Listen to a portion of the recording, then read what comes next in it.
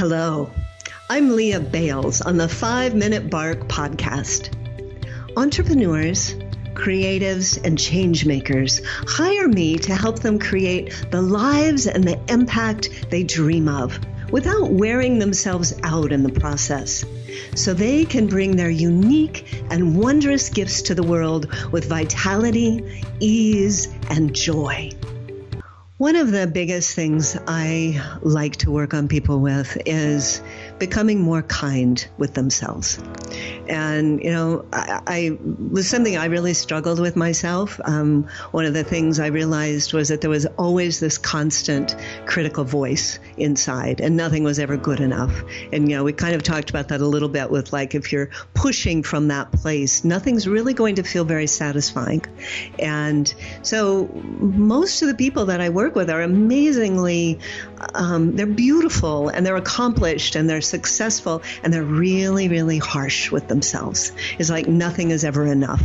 And there's that harsh voice. So learning to lay down those swords of self-harshness and really turn kindness toward ourselves. And people often tell me at first, like, well, maybe I won't achieve as much if I'm not mean to myself, if I'm not pushing myself. And I find the opposite really begins to happen.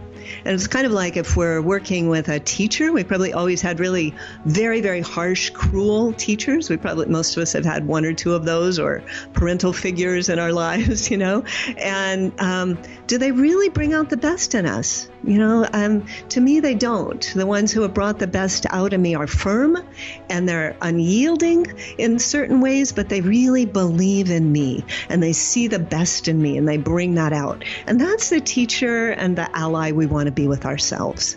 And so that real appreciation for what we have accomplished, and it's a form of self-love, of kindness that can heal our bodies. It brings healing hormones to our inner body system, and it can actually help us accomplish much more and feel better along the way.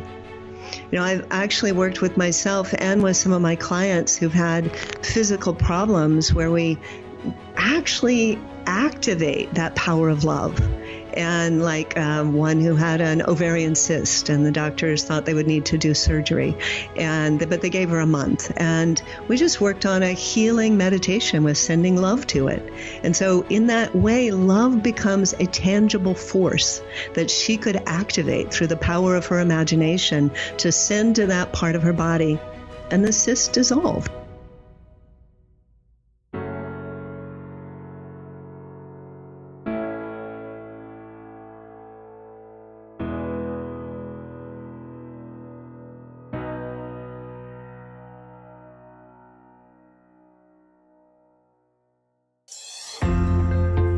You're watching the 5-Minute Bark podcast on YouTube. If you like this episode, you just may like many more. Subscribe today by clicking the red subscribe button in the top right-hand corner.